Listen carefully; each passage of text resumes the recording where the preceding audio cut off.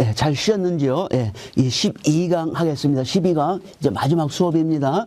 예, 그동안 공부하시느라고 수고 많으셨는데, 예, 오늘 이 12강 제목은 어린 양 예수. 그래서 예수님이 오심으로 말미암아 어떻게 되는 겁니까? 이 중간사가 이제 마침이 되는 거죠. 그죠? 예, 중간사 그 400년의 기간이. 그러니까 그 400년의 기간이 어떤 사람은 암흑기라고도 부르지만은, 그러니까 암흑기 때 예수님이 이 땅에 오신 거죠. 그죠? 근데 만약에 암흑기가 아니었다면은 예수님이 오셔도 이 예수님이 하실 수 있는 사명 이런 분위기들이 안 갖춰졌을 거예요. 그죠? 가장 어둡고 어두운 시기에 예수님께서 오신 거죠. 왜? 절실히 우리 인류 역사에 필요했기 때문에 예수님께서 거기에 딱 맞추셔가지고 딱 오신 거죠. 오시면서 바로 이제 중간사, 그 암흑의 시대를 다 고 이제 새로운 복음의 역사를 펼치시는 게 바로 예수님의 그 오심의 그 역사라고 볼 수가 있는 거죠. 그래서 이제 예수님께서 이제 이 땅에 이제 오시는데, 자, 먼저 예수님의 그 이제 탄생을 보면은, 예, 탄생이 이제 중요한 부분인데, 예, 여기 탄생을 보면은 그 헤롯의 죽음은 BC 4년, 예, 언제 죽었냐면은 6월절 전에 죽었다고 그랬죠. 6월절 전에. 그래서 그 6월절 전에 이제 정확한 거는 이제 3월 말에 4월 초 뭐 이런 정도로만 하는데, 하여튼 6월절 전에 여기 이제 기록이 있습니다. 제가 좀 다시 보여드릴 텐데, 예, 이때 이제 헤롯이 죽고, 근데 헤롯이 죽기 전에 예수님께서 먼저 탄생을 하시죠, 그죠?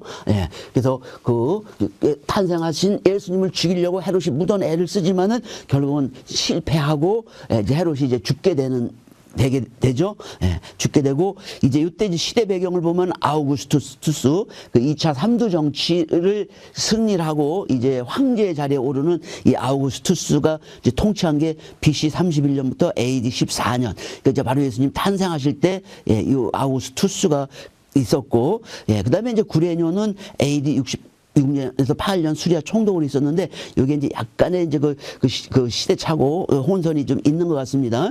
그 다음에 이제 마태복음에 나오는 그 동방박사가 보를 인도한 그 별, 예, 이 별도 좀 더 구체적인 게 없으니까 우리가 이 별이 몇 년도인가 이런 걸 추정하기는 상당히 어렵습니다. 그 별은 뭐 그 주기가 빠른 1년 뭐 짧은 주기도 있지만은 이 동방박사 어떤 그런 별이 특정한 어떤 별인지가 알 수가 없기 때문에 별로 연대 추정하는 데 어려운데, 근데 이제 지금 남아있는 그 사료 중에서 가장 중요한 거는 뭐냐면은 바로 그 요세푸스의 기록입니다. 요세푸스의 기록. 여기에 보면은 그 6월절, 예, 4월 11일, 예, 6월절 전에 죽었으며 그가 죽기 전에 월식이 있었다는 거예요. 월식이 3월 12일, 13일에 있었다는 거죠. 그래서 이제 요거를 통해서, 예, 대체적으로 보면 요세푸스가 그 헤롯이 이 월식 전에, 예, 주가 죽기 전에 했으니까 이 후에 죽었겠죠, 그죠?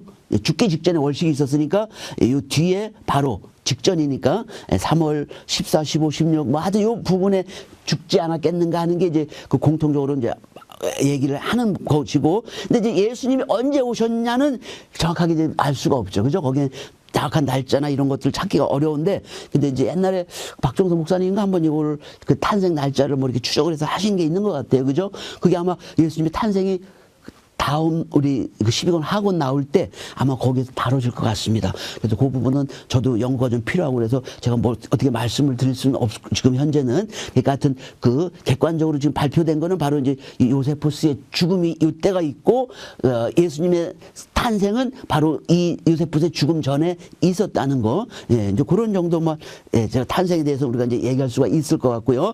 그다음에 이제 예수님께서 이제 공생애를 이제 시작을 하시는데, 예, 여기 보면은 누가복음 3장 1절에 보면은, 예, 그 디베리오가 AD 14년 8월에 이제 황제가 되었는데 15년째라는 말이 나옵니다. 누가복음 3장 1절에. 그래서 이제 15년째 하면 아마 AD 28년이나 29년, 그럼 보통 AD 28년 정도, 예, 이제 이렇게 이제 많이 보죠. 그래서 3년 공생에, 그래서 28, 29, 30년 보통 이제 이렇게 보는 게 전통적인 견해입니다.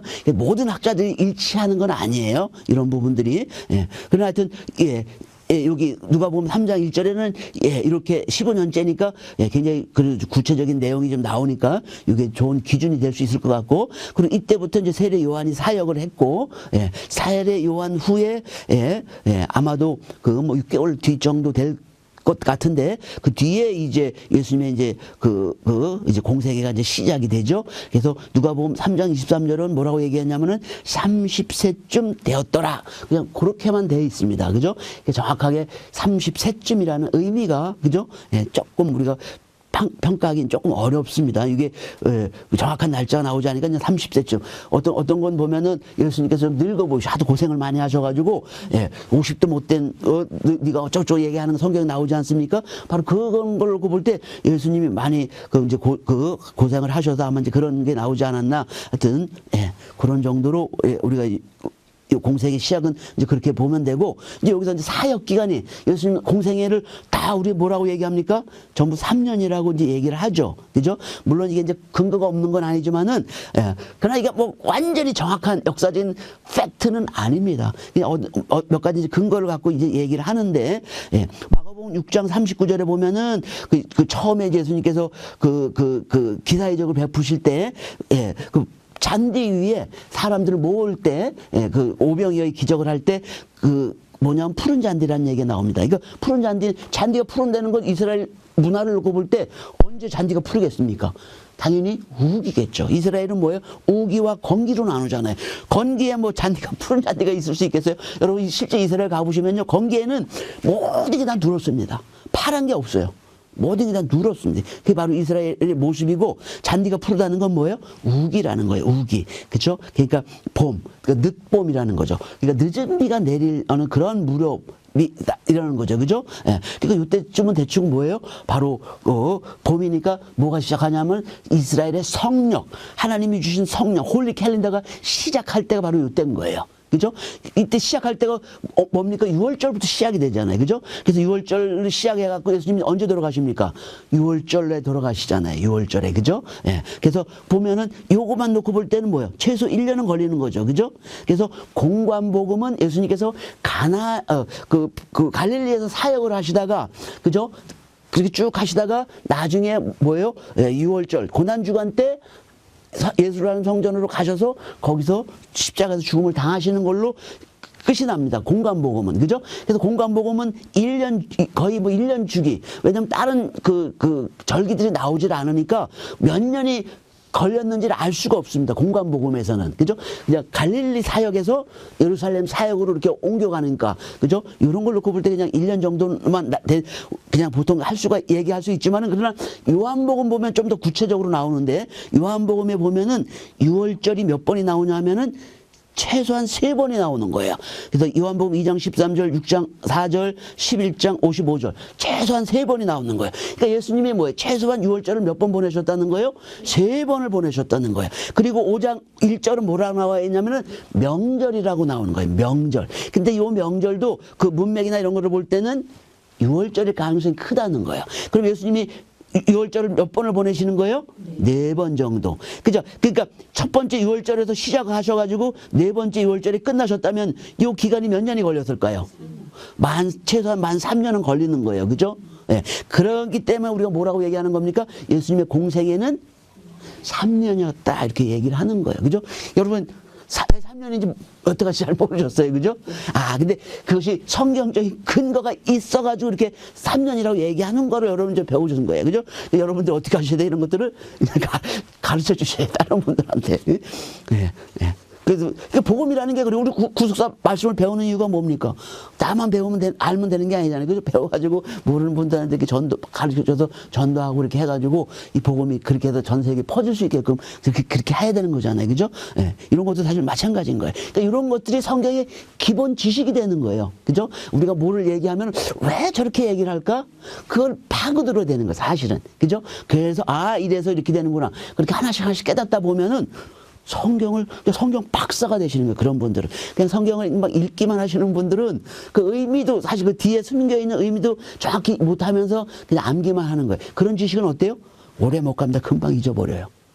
이거 축적이 안 되는 거예요. 체계적으로 축적이 안 되는 거예요. 근데 이런 것들 성경을 따져가면서 이렇게 읽다 보면은 체계적으로 착착착착 쌓여지는, 잊어버리지가 않습니다. 이런 것들은. 그러니까 그렇게 하면 어떻게 돼요? 높게, 크게, 학난성이지만은 학을 그래도 높게 이룰 수가 있는 거예요. 신학을 높게 이룰 수가 있는 거예요. 그러니까 여기 앉아 계시는 분들이 전부 다 뭘 하는 거예요? 지금은 다 신학 공부를 하는 거예요.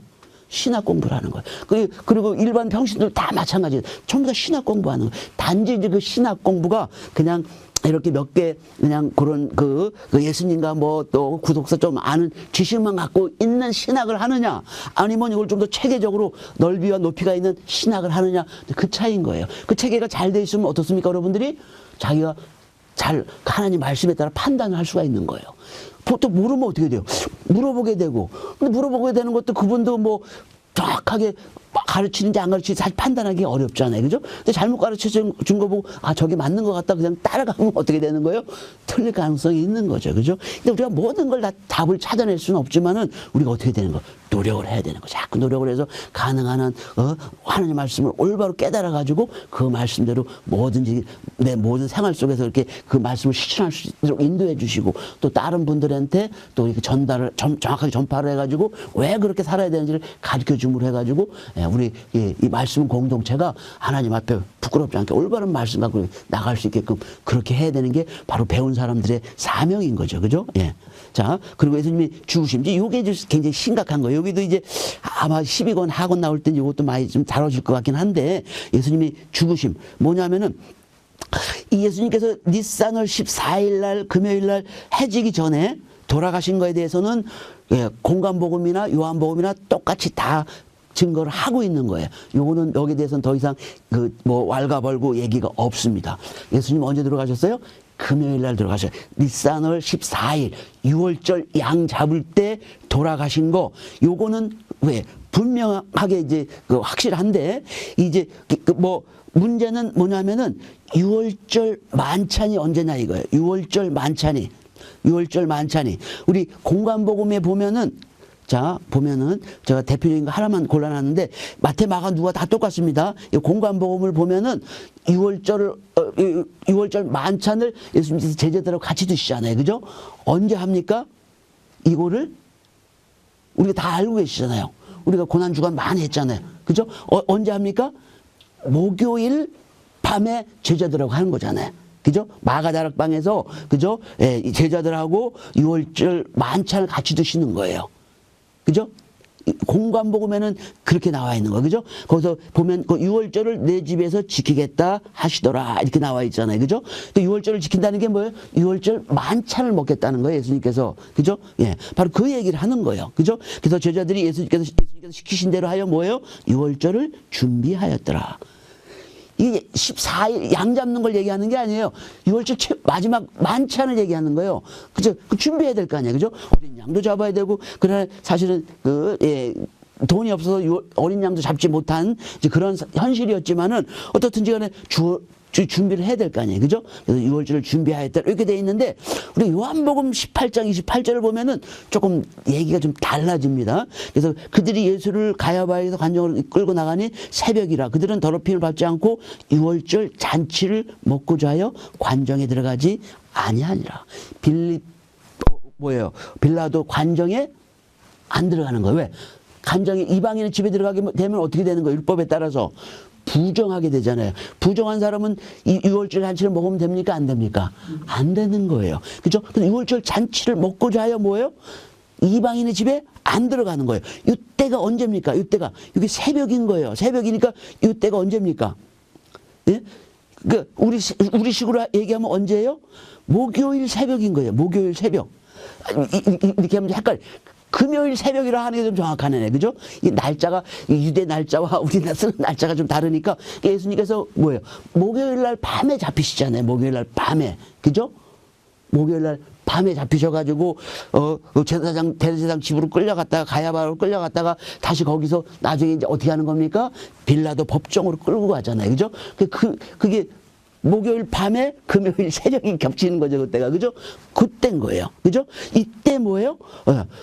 이때 뭐예요? 이 제사장이나 바리새인들이 어떻게 되는 거예요? 6월절 잔치를 먹고자 하여 들어가지 않는 거예요. 그럼 6월절 잔치를 먹었습니까? 안 먹었습니까? 여기 요한복음 이걸로 볼 때는 안 먹은 거예요. 그죠? 네. 아직 안 먹은 거죠. 그죠? 그래서 먹기 위해서 안 들어가는 거예요. 부정하지 않기 위해서. 그죠? 그러니까 얼핏 볼 때 이 공관복음과 요한복음이 충돌합니까? 안 합니까? 충돌하고 있는 거예요. 요게 아주 그 난제인 거예요, 난제. 예. 요걸 어떻게 해결할 건가. 기독교 역사에서 보면 가장 큰 난제 중에 하나가 바로 요 문제거든요. 예. 그러니까 예수님 공관복음에는 목요일날 유월절 잔치를 제자들하고 한 거예요. 12제자들하고 해서 하고 나서 어딜 갑니까? 감람산으로 가서 기도를 하실 때 어떻게 돼요? 거기서 체포가 되시는 거잖아요. 그죠? 체포가, 금요일날 새벽에 체포가 돼가지고 금요일날 오후에 십자가에서 돌아가시는 거죠. 그죠? 그게 공관복음의 모습인 거예요. 근데 요한복음은 그렇지가 않고, 예, 아직 유월절 잔치를 먹지 못하고 한 상태에서 금요일 새벽에 예수님께서 이제 빌라도에 잡혀가가지고 거기서 땅땅땅 그 심판을 받고 십자가에 달려 돌아가시는 거예요. 그죠? 이렇게 차이가 나는 거예요. 근데 이제 우리가 중요한 건 뭐냐면, 다시 한번 보면은, 하여튼, 예수님이 금요일 날 들어간 것만은 아무도 부정을 못 하는 거예요. 그건 이제 사실인 거예요. 성경에 분명하게 금요일은 딱 모두를 받고 있는 거예요. 근데 이제 이 주일, 우리가 공부를 해보면 주일, 일주일은 우리 인류 역사에서 바뀝니까? 안 바뀝니까? 월화수목금토일, 월화수목금토일은, 야, 처음 하나님께서 날짜를 제정하신 이후로 지금까지도 안 바뀌는 거예요. 이거 바뀔 이유가 없어요. 그냥 계속 흘러가는 거예요. 그죠? 그러니까 지금의 이 7일 주일이나 뭐 100년 전의 주일이나 2000년 전이나 3000년 전이나 똑같은 거 변하지가 않는 거예요. 이게 딱 금요일인 거예요. 그죠? 근데 이제 문제는 이 쓰는 달력은 차이가 있는 거예요. 쓰는 달력은. 그 유대 달력은 한 달이 얼마예요? 그 달의 주기가 얼마입니까? 29.5일이 되는 거예요. 그래서 첫 달은 30일, 두 번째 달은 29, 30, 29, 30, 29 하니까 이제 어느 정도 달력이 맞춰지지만은, 그러나 정확하게 이 달의 주기가 29.5일이 아닌 거예요. 뒤에 또 뭐가 붙어요. 29.543, 뭐 21, 뭐 이런 식으로 붙는 거예요. 그죠? 그러니까 얼핏 보면은 맞지만은 뒤에 자세하게 가면은 몇 시간 몇 분은 우수리로 남는 거예요. 태양도 마찬가지예요. 그죠? 365일 정확하게가 아닌 거예요. 365일 5시간 몇 분 몇 초만 이렇게 흘러가는 거예요. 그러니까 우리가 5시간 몇 분 몇 초에 대해서 우리가 뭐가 필요한 겁니까? 그러니까. 그렇죠? 윤년이라는 게 필요하잖아요. 매년 2월 달에 얼마예요? 3년이나 4년에 보면 윤년, 예, 윤년 제대로 만들어가지고 그렇게 하지 않습니까? 그죠? 예. 그러니까 옛날, 지금은 우리가 과학이 발달돼서 뭐 365점, 뭐 5시간 몇 분 이렇게 하지만은 달도 마찬가지고, 옛날 고대 이런 게 알았을까요? 몰랐을까요? 고대는 이런 걸 몰랐던 거예요. 알 수가 없죠. 어떻게 이런 걸 알게. 옛날엔 뭐라고 믿은 거예요? 옛날에는. 태양이 지구를 도는 걸 말이잖아요. 그죠? 그 갈릴레오가 망원경을 발명을 함으로 해서 비로소 이제 그게 그 지구가 태양을 돈다는 걸 이렇게 배운 거 아니에요. 그리고 그 지구가 둥글다는 걸 배운 거 아니에요. 옛날에는 지구가 평평하다고 이렇게 배웠잖아요. 그죠? 그러니까 그때가 15세기, 16세기인 거예요. 그때가. 그죠? 지리상의 발견이 이렇게 되는 게 바로 그 망원경 같은 걸 만들어서 지구가 둥글다는 걸 알고 나서, 그러면 여기서 그 당시에는 인도로 가는 게 목적이에요. 그 다음에 인도에 금도 있고 또 후춧가루. 옛날에 냉장고가 없잖아요. 그러니까 고기들이 어때요? 금방 상하잖아요.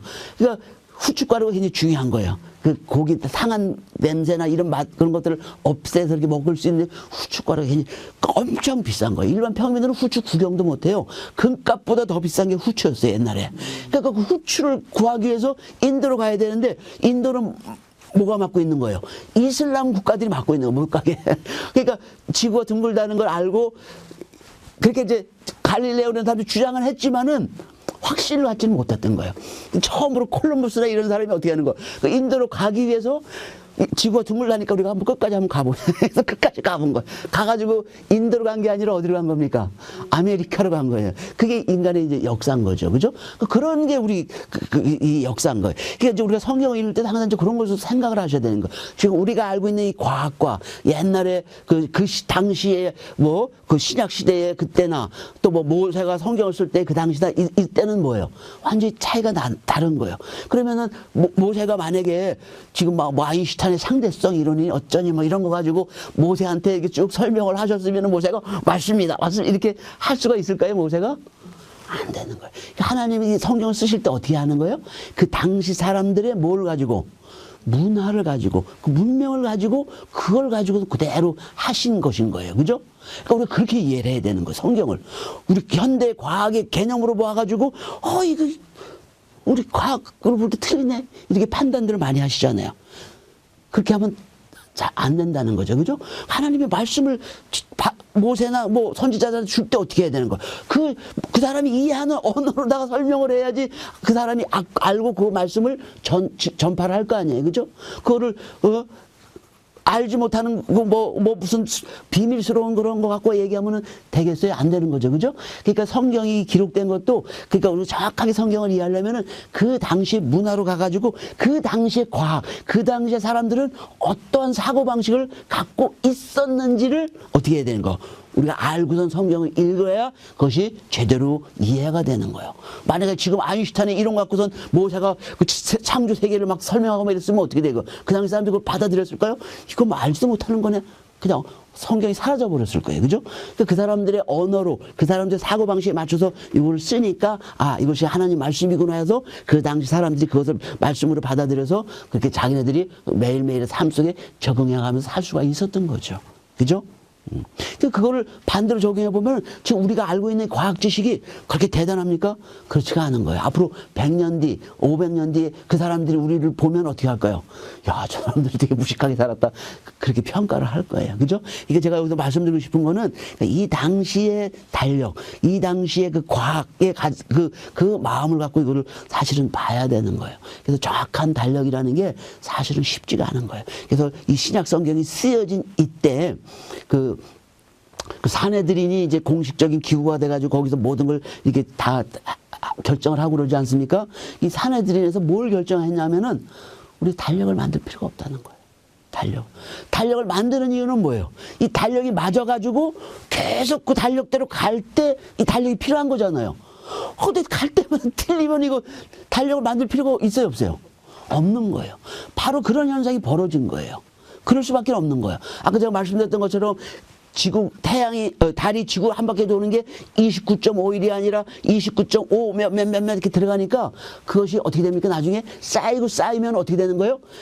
이게 3년이나 4년 정도에 어떻게 되는 거예요? 하루씩 차이가 나는 거예요. 그 몇 시간 몇 분 이런 것이 쌓이니까. 그죠? 그리고 정확하게 초승달을 잡는 것도, 그죠? 금음달에서 초승달로 바뀔 때 이게 달이 바뀌는 거잖아요. 그 이스라엘 달력은. 그래서 금음달에 초승달이고 바뀌는 그것도 딱 집어가지고 그때부터 니산월 1일이다. 이렇게 하는 것도 쉽지가 않은 거예요. 왜? 어떨 때는 초승달이 좀 일찍 나오는 경우 있고, 또 어떨 때는 좀 늦게 나오는 경우도 있고, 이렇게 날짜들이 이렇게 바뀔 수가 있는 거예요.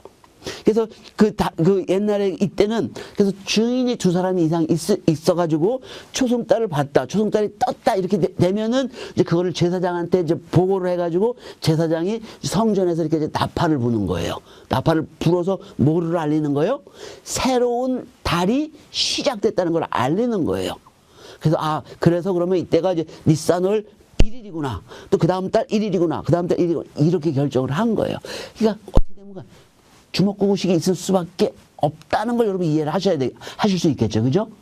이 당시에는 어쩔 수가 없는 거예요. 이 당시에는. 그죠? 그래서 모든 것이 이렇게 완벽하게 딱 해서 우리가 달력 따지지 몇 년, 몇 월, 며칠, 며칠, 몇 분 이렇게 될 수가 없는 게 이제 그런 한계가 있다는 것을 우리가 사실은 알아야 되니까 굉장히 어려운 거예요. 이 당시에. 그러니까 하나님의 역사는 정확한 거죠. 하나님의 역사는 정확한데 근데 그것을 이해하는 우리 인간은 어떻게 되는 거예요?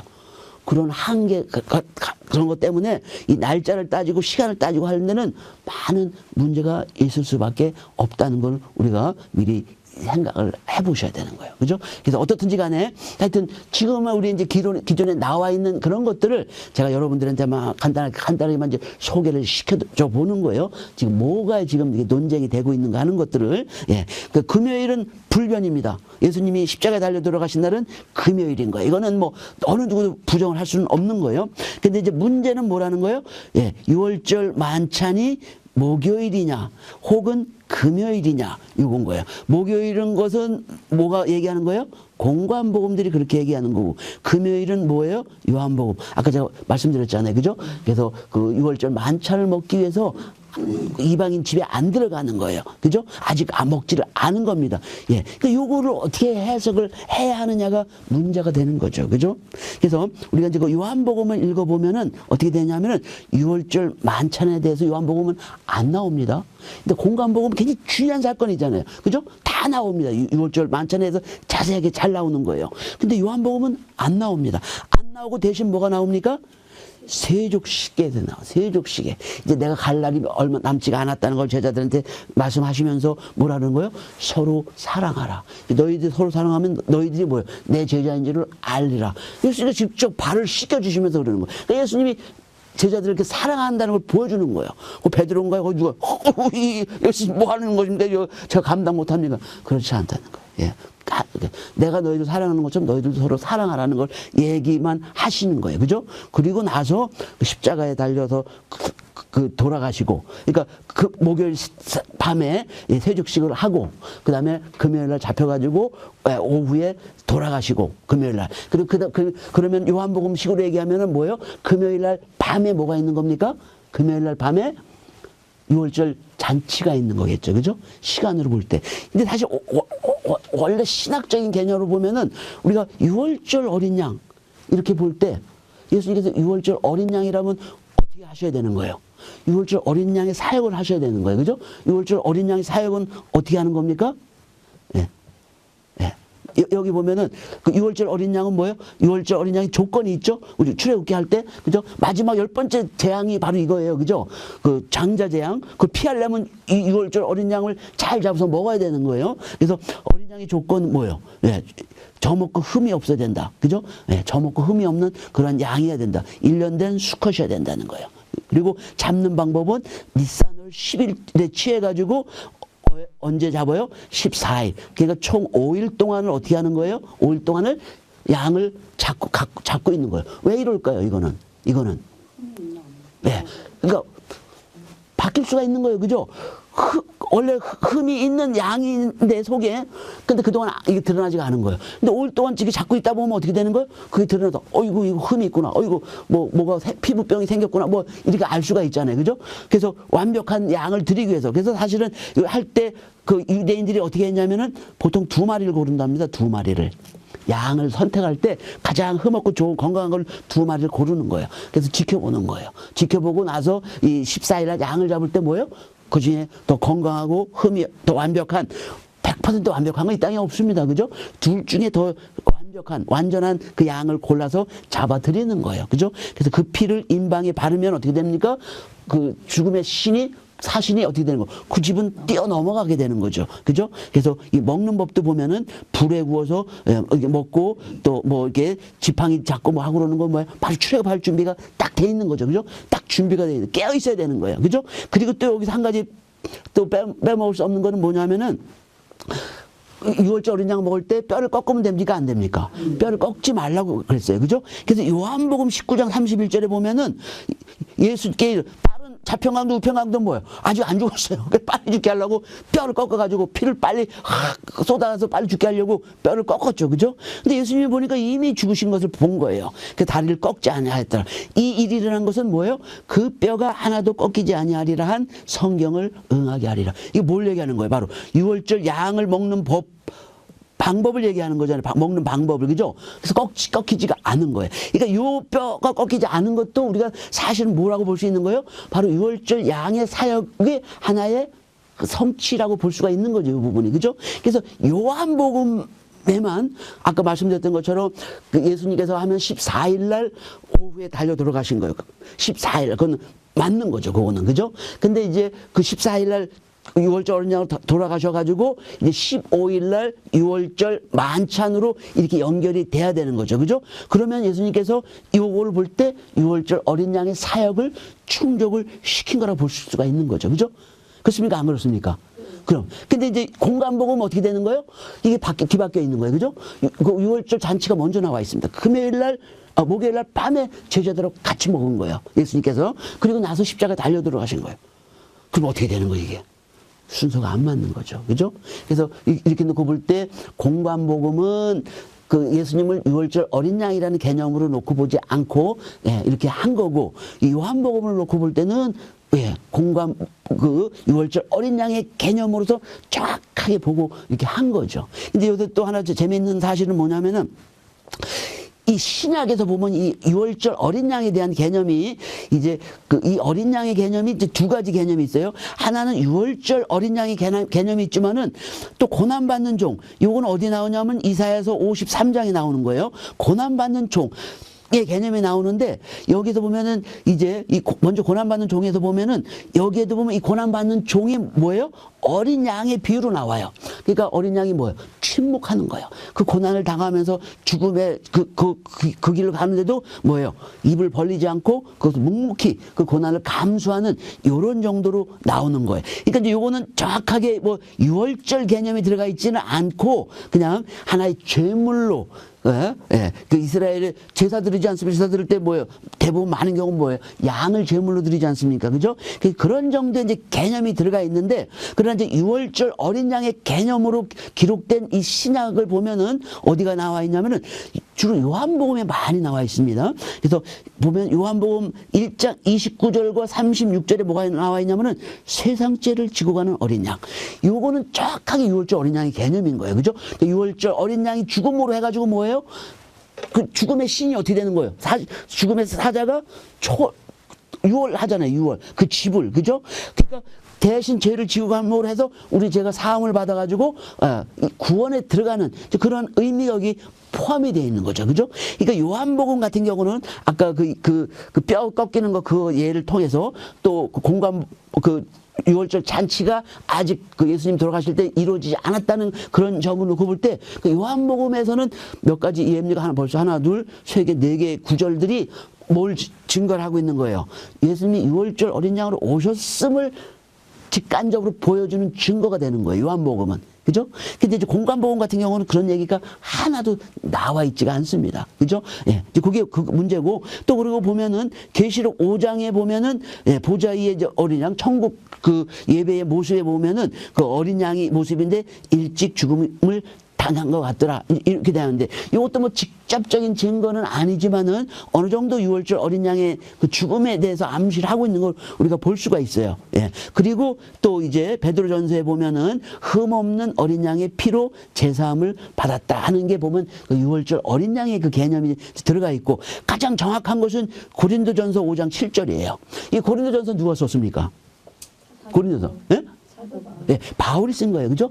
바울이 정확하게 뭐라고 씁니까? 예수 그리스도가 유월절 어린 양으로 희생이 됐다는 거예요. 이 유월절 어린 양이 희생됐다는 게 사실 따지고 보면 별로 많지가 않습니다. 그죠? 직접적으로 이렇게 표현한 게 바울이 쓴 요거 한 구절하고 요한복음에 나오는 몇 개 구절들이 그것들을 보여주는 그런 정도밖에는 나와 있지가 않는 거예요. 그죠? 이런 정도밖에는 이게 없는 겁니다. 근데 이렇게 되다 보니까 이게 이제 논쟁이 굉장히 치열한 거예요. 그러니까 이 논쟁은 뭐 어제 오늘 논쟁이 아니고 기독교 역사 이후 초대교회 때부터 시작을 해가지고 그러니까 지금 2000년 되지 않습니까? 초대교회부터 2000년 동안에 이게 논쟁이 되어 온 거예요. 이게 가장 극렬하게 이게 논쟁이 됐던 거는 그 카톨릭하고 그 동방정교회랑 그 카톨릭이 나눠질 때 그때 1056년인가요? AD 1056년 그 교회에 분리가 될 때, 카톨릭과 동방정교회가 분리가 될 때 그때 여러 가지 신앙 논쟁이 있었거든요. 그 중에 하나가 바로 이건 거예요. 이거하고 또 삼위일체론 이런 거 갖고 신앙 논쟁을 통해서 우리는 당신들하고 믿음이 다르다, 생각이 다르다, 이거 완전히 갈라진 거예요. 갈라진 거예요. 그래서 카톨릭 같은 경우는 공관복음의 입장을 지지하는 방향으로 갔고, 이 동방정교회 같은 경우는 요한복음의 입장을 지지하는 경우로 갔고, 이렇게 된 거예요. 이게 보면은 우리 기독교 역사를 볼 때 가장 큰 난제 중에 하나인 거예요. 그죠? 기독교의 가장 큰 난제는 크게 뽑으면 두 개 얘기할 수 있어. 하나는 삼위일체론. 그죠? 그러니까 이슬람이나 또 유대교가 우리 기독교를 비난할 때 늘 하는 얘기는 뭐예요? 뭘 갖고 하는 거예요? 예수님 갖고 얘기하는 거예요. 하나님이 어떻게 자식이냐 이거예요. 항상 그래요. 그죠? 하나님 유일하신 하나님이잖아. 근데 하나님 자식이 있으면 하나님이 두 분이 되는 거잖아요. 그죠? 그러니까 항상 공격이 대상이 되는 게 바로 삼위일체인 거예요. 그러니까 우리 기독교는 삼위일체를 어떻게 하는 거예요? 성부, 성자, 성령, 삼위일체. 그 원래 본체는 하나님 한 분이라는 거예요. 그 유일한 참 하나님 한 분인 거죠. 근데 그것이 세계의 위치, 위로 나뉘어져 가지고 아버지의 역할, 아들의 역할, 성령의 역할로 하고 있다, 이렇게 나누는 거예요. 근데 이제 그 삼위에 대한 설명이 사실은 또 가톨릭과 동방정교회나 이런 데가 좀 다른 거예요. 이런 부분들이. 예? 이것 때문에 엄청나게 싸웠습니다. 그러니까 서양 쪽은 대개 보면은 굉장히 물질적인 거예요. 구체적으로 이렇게 하나씩 집어가는 식의 얘기인 거고, 우리 동양 사상들은 어떻습니까? 대부분 보면은 그냥 직관적인 거예요. 직관적으로 이렇게 하고. 그러니까 이게 참 물과 기름처럼 서양과 동양의 사상들이 만나기가 쉽지가 않은 거예요. 전통적으로 보면은. 예? 그러니까 과학 시대에는 서양 문명이 이게 꽃을 피운 거죠. 근데 이제 지금은 시대가 이렇게 하면서 오히려 지금 방향이 어디로 가는 겁니까? 오히려 아시아 쪽으로 지금 오고 있잖아요. 그죠? 그러니까 아시아의 특징은 뭐예요? 직관적인 거예요. 뭐 문제를 풀 때 하나씩 따져가지고 뭐 논리 수학 문제 풀듯이 이렇게 푸는 게 아니라 우리 이 동양 사람들은 뭐 직관으로 탁 하면 영감이 팍 떠오르네. 아주 그 인사이트라고 그러잖아요. 탁 떠오르는 이제 그거 갖고도 문제를 푸는 거예요. 어떻게 더 좋은 것 같습니까? 응? 과학 시대는 과학적인 방법이 좋은 거죠. 그죠? 근데 이제 과학도 지금은 사실은 과학도 모든 게 A, B, C, D 이렇게 과학적으로 할 수 있는 게 아니에요. 따지고 보면은. 과학도 사실은 뭐예요? 믿음의 세계인 거예요. 믿음의 세계. 과학도 믿음의 세계예요. 왜? 그 과학의 그 기본 방법은, 기본 개념은 뭐예요?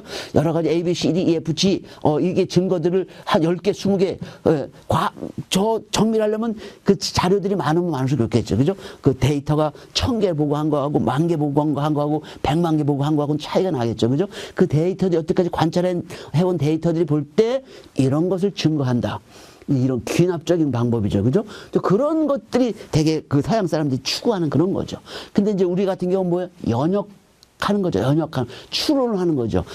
대체를 이렇게 관찰을 해볼 때 흐름이 이렇게 가는 거 아니냐. 그래서 이런 거 볼 때 어떤 법칙이 만들어질 수가 있는 거죠. 그래서 법칙이 만들어진 거 가지고 실제로 적용을 해보니까 뭐예요? 다 설명이 된다 이거예요. 그 순서가 거꾸로 돼 있는 거죠. 그죠? 예. 그런 걸 볼 때 지금은 이제 너무 이제 사회가 복잡해지고 정보화 사회니 뭐니 여러 가지 이제 많이 이렇게 되지 않습니까? 그러니까 AI는 사실 이제 이런 것들도 이게 객관적인 사실만 갖고 판단할 수가 없는 거예요. AI도 결국 뭐가 들어가니까 거기 직관이 들어갈 수밖에 없어요. 그러니까 AI도 다 맞을 수는 없다는 거예요. 아무리 AI라도 모든 사실을 어떻게 팩트만 할 수가 있겠습니까? 팩트 자체도 이게 팩트인지 아닌지도 알 수가 없는 게 현실인데, 그죠? 이런 식으로 이제 흘러가는 거예요. 그래서 여기 보면은 이제 그 당시에 이제 분위기가 이제 카톨릭 분위기로 흘러갔기 때문에 이제 카톨릭이 부흥이 돼가지고 지금까지 카톨릭이 이렇게 했고, 그 동방정교회는 그 대체적으로 보면은 그 동쪽에 못 사는 나라들이 조금 중심이다 보니까 이제 신학적으로 많이 이제 위축이 되고 막 이제 이렇게 됐는데, 이제 우리 개신교 입장으로 볼 때는, 예, 사실은 어떻게 보면은 이제 이런 신학적인 면은 그래도 카톨릭이 그 과학적인 어떤 그런 거 하다 보니까 체계들이 많이 잡혀 있는 거죠. 그러니까 우리 이제 개신교도 그 카톨릭의 이제 교리들을 이제 많이 사실 우리가 사실 흡수를 해온 거는 분명한 이제 사실인 거예요. 이제 사실인데, 근데 이제 이런 부분들은 사실 이제 충돌이 생기기 때문에 이제 이런 것들을 우리가 이제 어떻게 볼 건가 하는 것들은 앞으로 좀 많이 이제 우리가 좀 생각을 해보고 이제 해야 되는 거예요. 이제 구속사 시리즈 12권 나올 때도 사실은 이 부분이 이제 굉장히 이제 어려운 부분이긴 합니다. 예, 어려운 부분이긴 하는데 이게 이제 어떻게 풀어갈지 어떻게 될지는 한번 좀 지켜봐야 될 것 같고, 하여튼 이 상태가 있고, 그리고 저는 이제 한 가지 조금 더 이제 보충 설명을 해드리자면은 뭐가 있냐 하면은 예수님께서 이제 6월절 어린 양으로 오셨잖아요. 근데 어린 양이 오면 어린 양을 어떻게 해야 되는 겁니까? 5일 동안, 그죠? 니산월 10일부터 14일까지 10, 11, 12, 13, 14, 5일 동안 어떻게 해요? 어린 양을 보관을 해야 되잖아요. 그죠? 예. 그래서 검사를 하는 거예요. 뭐, 흠이 있나, 없나? 이게 다리가 안 부러졌나? 막 이런 거 하는 거예요. 그죠? 근데 예수님도 오셔가지고 뭘 하는 거예요? 고난주간 동안에. 그죠? 이 종려주일 때는 예수님 뭐로 오시는 거예요? 이스라엘의 왕으로 예루살렘에 입성을 하신 거예요. 종려주일. 그죠? 호산나 다윗의 자손이여 이렇게 하잖아요. 그죠? 근데 이제 종려주일이 끝나고 나서부터 어떻게 되는 겁니까? 월, 화, 수, 목, 금. 이때 뭐예요? 고난주간이 5일이에요. 월, 화, 수, 목, 금. 그죠? 예. 이 5일 동안 예수님이 뭐 하시는 거예요, 사실은? 예? 어린 양으로서 뭐 하는 겁니까? 사실은, 예, 검사. 그죠? 우리 구약식으로 얘기하면 그 양이, 그죠? 피부병이 있나, 진짜 온전한 거 검사하잖아요. 그죠? 그러니까 이 예수님께서 뭐예요? 예. 검사. 다시 얘기하면은 정말 메시아, 하나님의 아들로서 그 자격이 있냐 없냐를 관찰하는 거는 마찬가지인 거죠. 5일 동안. 그죠? 그래서 첫 번째 권위의 날은 뭐예요? 무화과 나무를 줬죠. 무화과는 누굴 상징합니까? 이스라엘을 상징하는 거예요. 근데 무화과에 열매가 없어. 꽃이 없는 거예요. 여기 무화과. 사실은 무화과, 이게 보면은 꽃이 어디 있어요? 속으로 있는 거죠. 그죠? 그러니까 이제 어떻게 보면 이제 신앙을 상징하는 거죠. 우리 열매는 뭐예요? 하나님이 아시는, 하나님이 인정하는 열매를 맺어야지. 사람들이 인정하는 열매 필요가 없는 거예요. 그죠? 무화과가 바로 이스라엘 상징하는데, 무화과 나무를 보니까 열매가 없는 거예요. 그죠?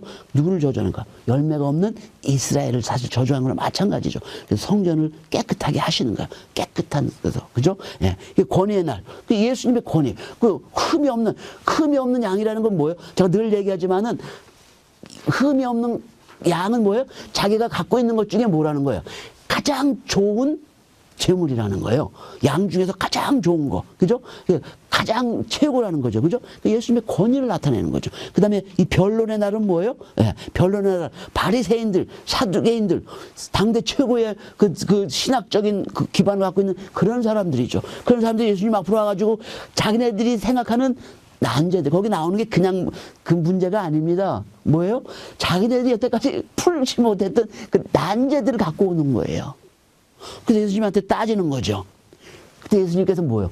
와, 구구절절히 설명하십니까? 아닌 거예요. 한마디로 그냥 전부 다 그냥 박살을 내는 거예요. 그 사람들 뭐예요? 찍소리도 못하고 다 도망가잖아요.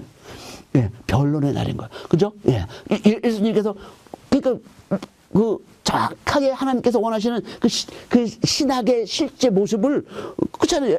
하나님 본체로 오신 분이, 그죠? 그 핵심을 정확하게 얘기하는 거예요. 그 핵심을 벗어난 바리새인 사두개인들에서 예수님께서 가르침을 주시는 거죠. 찍소리를 못해요. 예수님, 그죠? 어린 양으로서, 그죠? 예. 그 모습을 보여주는 거예요. 그 다음에 침묵의 날. 침묵의 날 뭐예요? 아, 이제, 예.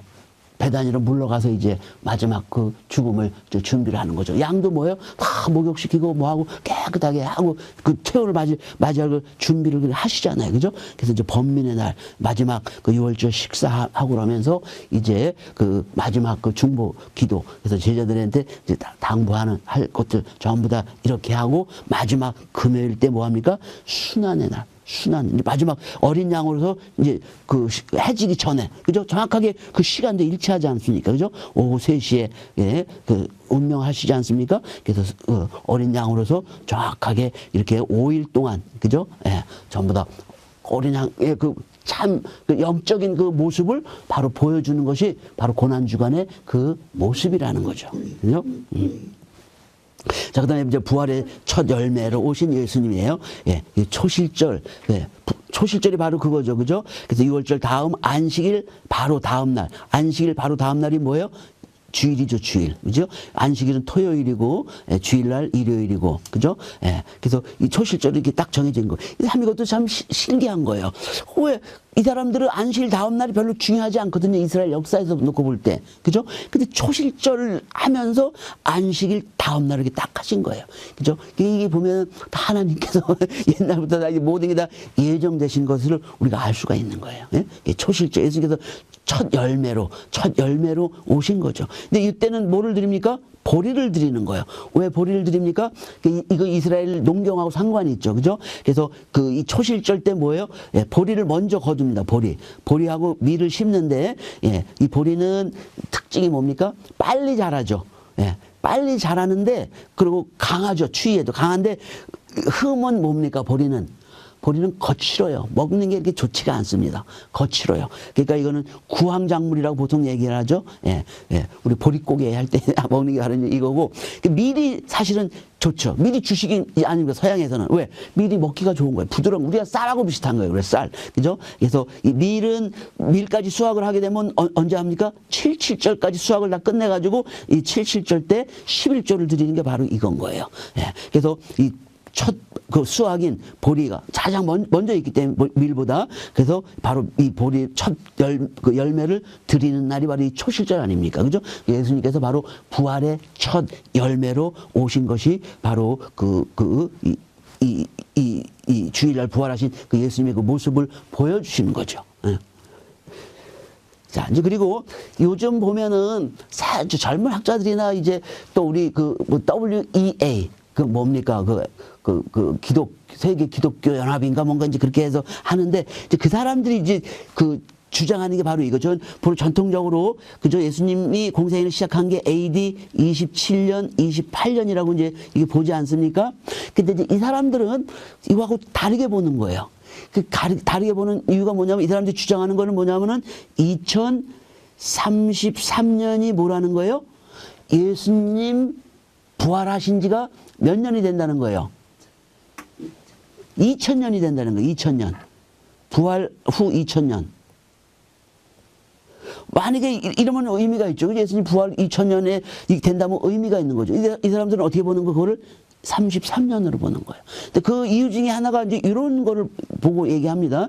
여기 보면은 예수님이 계산, 날짜를 보고 이제 계산을 하는데 우리 단군처럼 제가 이거 2016년에 이제 계산을 한 건데, 예, 이거를 2025년으로 또 바꾸면 결과는 똑같습니다. 예, 제가 16년에 이걸 한 건데, 이때 당시는 뭐냐면 유대력으로 볼 때 5776년이에요. 우리 그런 거 있죠. 단군력. 그죠? 단기 몇 년 잊어버렸는데, 그거랑 같다고 보시면 돼요. 유대인들이 보는 거는 이거예요. 조금 다르죠. 우리는 아담이 창조된 게 언제입니까? 구속사의 시리즈에 따르면은 4114년이에요. 그죠? 예. 근데 이제 그러면은 여기에 플러스 2025년을 더해야지 몇 년 전인가 얘기할 수 있잖아요. 그죠? 근데 하여튼 유대 달력은 이겁니다. 5776년. 요거에 맞춰가지고 요 달력이 돼 있는 거예요. 그래서 여기 보면은 이게 뭐냐면은 유대 달력 날짜를 우리가 쓰는 달력 날짜를 이렇게 호환할 수 있고 또 우리가 쓰는 달력 날짜를 유대 달력 날짜로 바꿀 수 있고 하는 이게 왔다 갔다 할 수 있는 그런 프로그램을 얘기를 하는 거예요. 그래서 이제 요거를 하면은 AD 30년을 보면은 여기서 중요한 게 뭐냐면은 금요일은 바뀌지 않는 거예요. 그죠? 지금의 금요일이나 2000년 전의 금요일이나 5000년 전의 금요일이나 바뀝니까? 안 바뀝니까? 바뀌지 않는 그게 굉장히 중요한 포인트인 거예요. 이거를 얘기할 때. 근데 제가 아까 말씀드렸던 것처럼 정확한 날짜들은 뭐예요? 지금도 사실은 0.0000 몇 초는 차이가 나는 거예요. 근데 그게 2000년에 하루씩 차이가 난다고 그러긴 하더라고요. 근데 그게 우리 실생활에 아무 의미를 못 주는 거예요. 근데 이제 그게 자꾸 시간이 갈수록 영향을 줄 수 있긴 하다고 그러더라고요. 예, 근데 지금 별 의미가 없습니다. 옛날에 이제 2000년 전이나 5000년 전에 이제 그때는 뭐예요? 하루씩이나 3, 4년에 하루씩이나 막 이렇게 차이가 나고 그러니까 이 절기 계산하고 그런 게 문제가 생길 수가 있는 거죠. 그죠? 그래서 그렇지만은 이 금요일이라는 사실만큼은 안 바뀌는 거예요. 그러니까 니산월 14일이 금요일이라면은, 그죠? 만약에 AD 27년 이때가 니산월 14일이 금요일이라면은 이게 맞고, 만약에 AD 28년에 니산월 14일이 금요일이라면 이게 맞고, 근데 여기도 금요일, 여기도 금요일, 여기도 금요일 이러지는 않아요. 왜냐하면 이 7일 주기로 다 달력이 달의 주기나 해의 주기가 7일 안으로 바뀌는 게 아니기 때문에 똑같이 니산월 14일이 금요일이 될 수는 없어요. 다양합니다. 다양해. 예. 그러니까 이 니산월 14일이 금요일로 나올 때가 언제냐? 어느 무렵에 예수님이 돌아가신 무렵에 보면은 그렇다는 거예요. 그래서 요거 결론인데, 자, 여기 보면은 AD 30년으로 보면은 니산월 14일이 뭐로 나오냐면은 수요일로 나옵니다. 근데 33년을 보면 뭐로 나와요?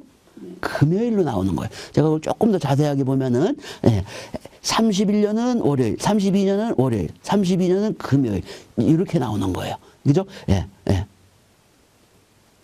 이런 식으로 해서 어떻게 보는 겁니까?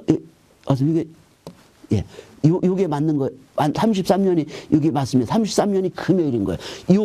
근데 이제 요것도 하나의 이론의 바탕을 둔 프로그램이지 실제로 이렇게 지켰는지는 정확하게 맞다고 얘기할 수가 없는 거예요. 여기 말씀드렸죠. 유대 달력의 미흡함. 그 니산월 1일 초승달 첫날로 정하는 거. 항상. 근데 이게 뭐예요? 인간이 잘못 판단으로 잘못 계산하는 경우가 많이 들어가 있다는 거예요. 이런 부분으로 해서 사실은 어려움이 있는 거예요. 판단하기가. 그죠? 근데 저도 여기에 대해서 정답은 모릅니다.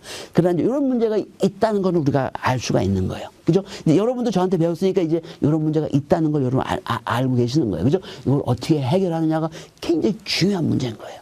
그죠? 2000년 우리 기독교의 난제 중에 난제인 거예요. 수없이 많은 신학적인 논쟁들이 펼쳐지고 있는 부분들이죠. 이것을 어떻게 해결할 것인가. 자, 그래서 결국 결론은 뭡니까? 우리가 이제 성경은 정확하게 우리가 이 중간사를 배우는 이유도 뭡니까? 바로 신약을 구속사 시리즈의 완성이신 예수 그리스도를 정확히 알려면 뭐예요? 중간사를 정확하게 알아야 되는 거. 그래서 예수님 사역을 이해할 수가 있는 거죠. 그죠? 예, 그래서 또 그 중에 하나가 또 예수님이 6월절 어린 양으로 오신 예수님이에요. 그죠? 이것도, 예, 우리가 정확하게 6월절 어린 양으로 오셨다고만 하지 않고 어떻게 와서 어떻게 사역을 하셨는지 우리가 아셔야 되는 거예요. 그죠? 요한복음은 정확하게 설명을 해주고 있습니다. 그죠? 근데 공관복음 설명해주고 있지 않은 거예요. 그래서 그걸 어떻게 해결할 건가? 자, 그 다음에 이 구약은 신약의 그림자 짝이다. 그죠? 그러니까 구약과 신약이 서로 조화를 이루어야 온전한 하나님의 말씀을 우리가 이해할 수가 있는 거예요. 그죠? 예. 그리고 제가 말씀드린 요거는 제가 일반적으로 많이 알려진 것들을 말씀드린 거고, 이거 외에도 풀리지 않은 난제들이 많이 있습니다. 그죠? 그래서 우리는 아직 뭐가 난제인지 잘 모르는 경우 상당히 많이 있어요. 그죠? 저도 마찬가지로 저도 난제 다 알지를 못합니다. 예. 그러니까 자꾸 우리가 성경을 공부하면서 호기심을 가지고 의문을 가지고 공부할 때 뭐가 되는 거예요? 이런 난제들이 눈에 띄고 이런 것들이 하면서 우리가 풀 수 있는 거 없는 거 이런 것들을, 그러니까 실제로 어떤 거예요? 우리가 무슨 문제를 갖고 있는지를 알아야 어떻게 되는 거예요? 그 문제를 해결할 수가 있는 거잖아요. 그죠? 내가 무슨 문제인지도 모르고 그냥 하루하루 살아가면 어떻습니까? 그 사람의 삶이 올바를 수가 없는 거예요. 그죠? 예, 이런 식으로 성경을 이제 여러분들 수준 되면은 막 다독하는 게 중요한 게 아니라 어떻게 하는 게 중요합니까? 정독을 하는 게 중요한 거예요. 한 글자 한 글자 읽어 나가는 거. 그죠? 예. 그래서 이번 수업을 계기로 해서 여러분들 이제 태도를 이제 그런 식으로 바꿔 나가셨으면 좋겠습니다.